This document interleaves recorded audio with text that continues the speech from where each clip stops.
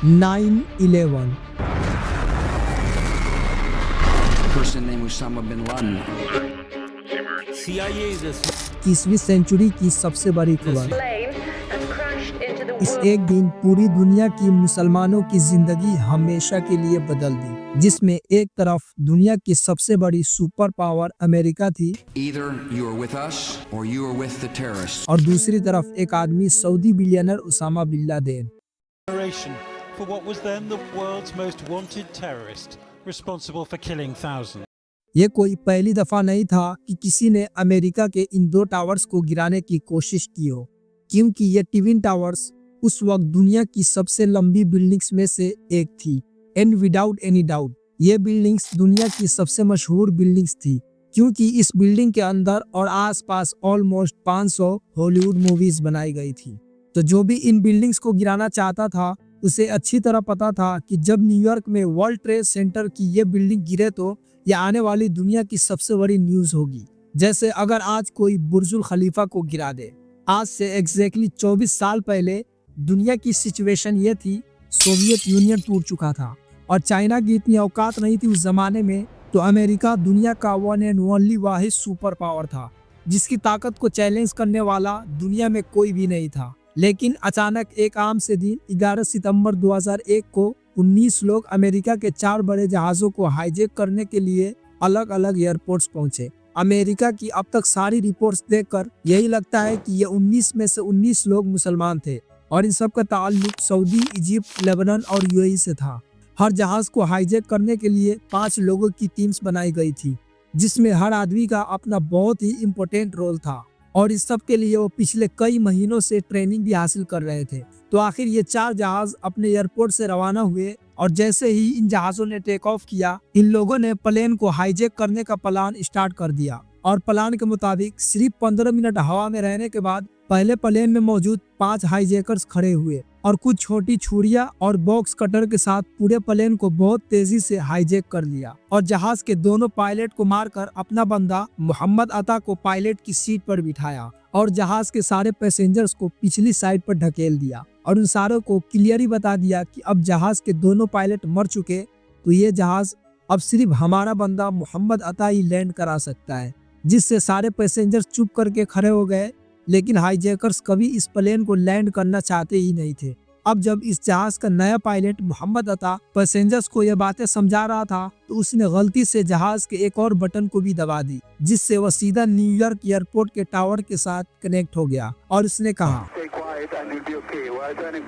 कि सब आराम से बैठ जाओ, हम इस जहाज को एयरपोर्ट की तरफ ही लेकर जा रहे हैं। ये सुनकर न्यूयॉर्क के एयरपोर्ट में कंफ्यूजन फैल गई और उन्होंने जल्दी से एयरपोर्ट के रनवे से सारे जहाजों को हटाकर रनवे क्लियर कर दी और इस जहाज का इंतजार करने लगे। इसके बाद अगेन मोहम्मद अता गलती से दोबारा एयरपोर्ट के टावर के साथ कनेक्ट हुआ और उसने कहा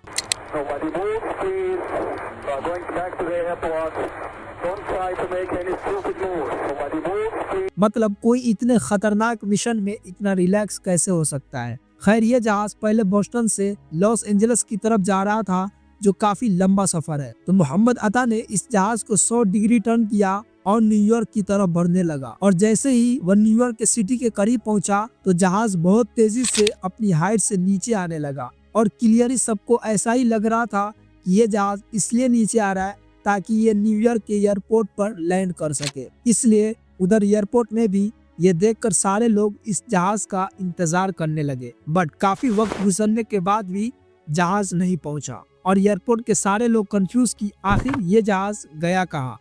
तो आखिर किसी ने आकर उन्हें बताया कि ये जहाज वर्ल्ड ट्रेड सेंटर की बिल्डिंग्स में क्रैश कर चुका है। अब सिर्फ एयरपोर्ट वाले को ही पता था कि असल में ये हुआ क्या है, लेकिन अमेरिकन मीडिया को इस बारे में कुछ पता नहीं था। इसलिए हर न्यूज चैनल ने इसे एक बहुत बड़ा एक्सीडेंट कहकर ब्रॉडकास्ट करना शुरू किया। इस सब के दौरान अमेरिका का प्रेसिडेंट जॉर्ज बुश फ्लोरिडा में बच्चों के एक स्कूल में बैठा हुआ था। उनके सेक्रेटरी ने आके खामोशी से उन्हें इस एक्सीडेंट का बताया। तो उनका भी फर्स्ट रिएक्शन यही था कि ये कोई एक्सीडेंट ही होगा। ना पहले जहाज को टेक ऑफ के सिर्फ 15 मिनट बाद हाईजैक किया गया था, लेकिन दूसरे जहाज को बिल्कुल पहले जहाज की तरह ही 30 मिनट बाद हाईजैक किया गया और जहाजों को हाईजैक करने की ये टाइमिंग्स भी पहले से प्लान थी। मतलब जो भी इन हमलों के पीछे था वो चाहता था कि दूसरे जहाज को क्रैश होते हुए पूरी दुनिया देख सके। मरवान अल शाही, जिसकी उम्र सिर्फ 23 साल थी, अपने साथियों के साथ दूसरे प्लेन को भी हाईजैक करके पायलट की सीट पर बैठ गया और अगेन प्लेन को लॉस एंजल्स की बजाय न्यूयॉर्क की तरफ मोड़ दिया। अब जब पूरी दुनिया के न्यूज चैनल्स अपने नॉर्मल प्रोग्राम छोड़कर पहले जहाज के क्रैश को दिखा रहे थे और इसे एक बहुत बड़ा एक्सीडेंट कह रहे थे, उसी टाइम पूरी दुनिया के सामने दूसरा जहाज फुल स्पीड आकर वर्ल्ड ट्रेड सेंटर की दूसरे टावर के साथ टकरा गया, जिसे देखकर पहले तो लोग थोड़ा कंफ्यूज हुए, लेकिन फिर आहिस्ता आहिस्ता सबको समझ आ गई कि यह सब कोई एक्सीडेंट नहीं बल्कि हमला था। और अगेन अमेरिकन प्रेसिडेंट के सेक्रेटरी ने आके उनके कान में दोबारा यह बात बताई और कहा, mister president, America is under attack, US under attack. इसके बाद American army full high alert हुई और मुल्क के सारे जहाजों को लैंड करने का हुक्म दिया। लेकिन अभी भी 2 जहाज ऐसे थे जिन्हें ये लोग हाईजैक कर चुके थे और किसी को पता नहीं था कि इन दोनों जहाजों का अगला टारगेट कौन सा होने वाला है। थर्ड जहाज, जिसे एक सऊदी सिटीजन हानी हंजर उड़ा रहा था, उसने जहाज न्यूयॉर्क की तरफ टर्न करने के बजाय उसे अमेरिका के कैपिटल वाशिंगटन की तरफ टर्न किया और जैसे ही वो वाशिंगटन के करीब पहुंचा, वो अपने जहाज को बहुत ही नीचे ले आया और जहाज की स्पीड फुल बढ़ा दी और ये जहाज बहुत तेजी से दुनिया की सबसे इम्पोर्टेंट बिल्डिंग्स में से एक पेंटागन की तरफ बढ़ रहा था और दुनिया की number 1 intelligence agency CIA headquarters इस जहाज के पेंटागन पर क्रैश होने के बाद पूरी दुनिया वर्ल्ड ट्रेड सेंटर को छोड़कर पेंटागन के क्लिप्स दिखाने लगा। लेकिन अभी भी एक जहाज मिसिंग था। जब US आर्मी ने इस जहाज की डायरेक्शन चेक की तो उन्होंने देखा कि ये जहाज भी वाशिंगटन की तरफ बढ़ रहा है और हो सकता है ये अमेरिका की पार्लियामेंट कैपिटल को टारगेट करे, तो मजबूरन इस जहाज को गिराने के लिए अमेरिका के वाइस प्रेसिडेंट के ऑर्डर्स पर 2 फाइटर जेट्स फुल स्पीड रवाना किए गए और इन जेट्स को यह ऑर्डर दिया गया था, इस जहाज को हर हाल में गिराना लाजमी है, चाहे सारे पैसेंजर्स मर भी जाए। 3 जहाज तो बिल्कुल प्लान के मुताबिक अपने टारगेट्स तक पहुंच चुके थे, लेकिन चौथा जहाज, जिसे जैद जर्रा चला रहा था, अपने टारगेट कैपिटल तक कभी पहुंचा ही नहीं, क्योंकि जब यह जहाज हाईजैक किया गया था तब तक वर्ल्ड ट्रेड सेंटर पर हमला हो चुका था। जैद जर्रा ने दोबारा सारे पैसेंजर्स को उसी तरह बता दिया कि सब आराम से बैठ जाओ, हम एयरपोर्ट की तरफ ही जा रहे हैं। लेकिन जब पैसेंजर्स में से एक ने जहाज के फोन से अपनी बीवी से राब्ता किया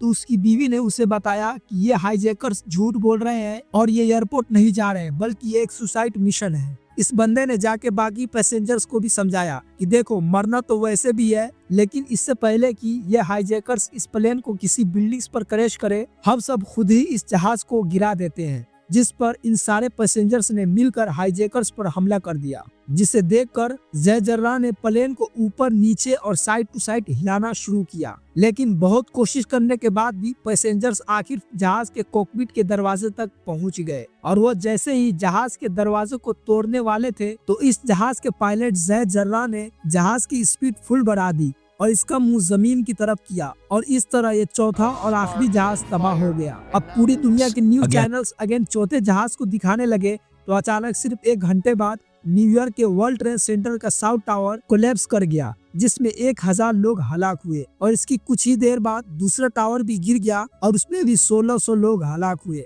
ओवरऑल 9/11 के इन 4 हमलों में 3000 लोग मारे गए, जिनमें से 200 लोग तो सिर्फ ऐसे थे जिन्होंने इन बिल्डिंग में लगी आग की वजह से वर्ल्ड ट्रेड सेंटर के टॉप फ्लोर से छलांग लगाकर मरे थे। 9/11 में 3000 अमेरिकन मारे जाने के बाद जो पूरी दुनिया में वॉर ऑन टेरर शुरू हुई, उसमें अब तक 4.6 मिलियन लोग, 46 लाख लोग हलाक हो चुके हैं और इसमें सबसे बड़ी तादाद मुसलमानों की है और 4 करोड़ लोग अपने घरों से डिस्प्लेस होकर रिफ्यूजीज बने हैं और आज भी This crusade, this war on terrorism, जारी है।